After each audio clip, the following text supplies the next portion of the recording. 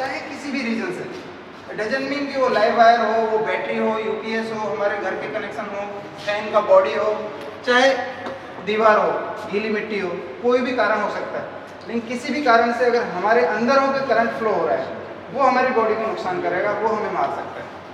उसे समझने के लिए मेन बात ये है कि करंट आएगा कहाँ से। करंट जो आता है वो वोल्टेज की वजह से आता है, तो वहाँ वोल्टेज रिस्पॉन्सिबल हो जाता है करंट को क्रिएट करने के लिए। तो बच के रहना है जहाँ भी हाई वोल्टेज है और करंट का फ्लो होगा, कहीं भी हाई वोल्टेज है, लाइक अभी अपन ने एग्जांपल लिया 2 लाख वोल्टेज का, 2 लाख वोल्टेज का है। अगर हम कहीं ऐसी चीज़ के बीच में हम आ जाएं जो कि उस 2 लाख को और इसके अलावा कोई अदर वोल्टेज उसके बीच में अगर आ जाए, लाइक ग्राउंड है, हमारा ग्राउंड हमेशा 0 वोल्टेज पे माना जाता है, ठीक है। अब ग्राउंड के और लाइव वायर के बीच में अगर हम आ गए तो फिर हमारे अंदर होके करंट फ्लो हो सकती है। लाइक ये आदमी है, यहाँ पे अगर हाथ से टच करता है और इधर पैरों से खड़ा हुआ है, तो यहाँ से जो ये करंट फ्लो होगी उससे हमें डैमेज होगा। तो हमेशा ध्यान इस बात का रखना है कि वोल्टेज के डिफरेंस के बीच में हम ना आ जाए। इसी का सबसे ज़्यादा ध्यान रखा जाता है इलेक्ट्रिसिटी, और इसी चीज़ से हमारी डेथ हो सकती है। अब इससे प्रिवेंशन के लिए क्या करें कि ये चीज़ हमारे साथ ना हो। 2 चीज़ें, सबसे पहले या तो हम उस लाइव वायर के नज़दीक जाएं ही नहीं, टच ही ना करें, दूर रहें। अब इसके लिए या तो इसके ऊपर इंसुलेशन होना चाहिए, कोटेड हो, लाइक नंगे तार पे हाथ नहीं लगाना है। जैसे वायर अगर कोटेड है तो कोई दिक्कत नहीं है, वहाँ पे हम टच करेंगे तो डायरेक्ट हम वायर के टच हो ही नहीं रहे, वोल्टेज के टच कर ही नहीं रहे।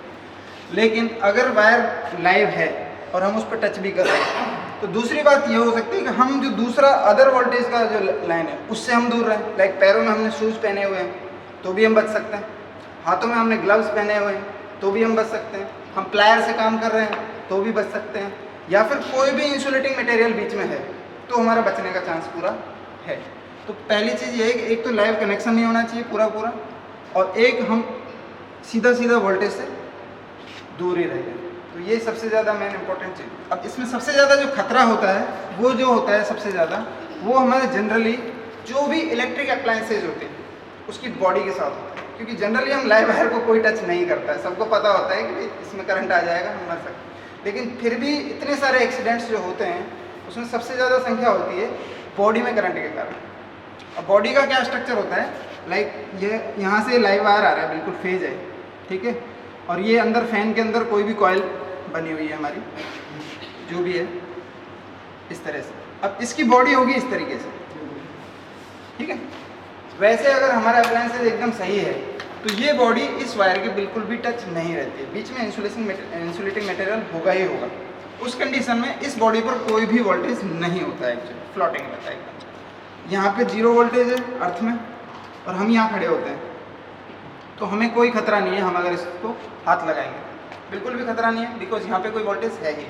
लेकिन हमारा अप्लायंसेज अगर फॉल्टी है तो उस केस में सीधा सीधा कहीं ना कहीं अंदर से कहीं ना कहीं इस बॉडी पर टच रहेगा, ठीक है, जिसका हमको पता भी नहीं लगेगा। लाइक फैन है, बाहर से दिख रहा है एकदम ओके, सब कुछ ठीक है, लेकिन क्या पता अंदर से इसकी कॉइल ख़राब हुई हो, किसी दिन कभी वोल्टेज ज़्यादा है, उनको स्पार्किंग हुई हो और इसमें वो टच हो रहा हो और इस पर फेज आ रहा हो, जिसका सिस्टम को भी पता नहीं लगेगा और अपन को वैसे देखने से पता लगता नहीं। अगर यहाँ पे वोल्टेज आ रहा है लाइक 230, तो जैसे ही हम यहाँ हाथ लगाएंगे हमारे थ्रू करंट फ्लो होगा, ठीक है। इस चीज़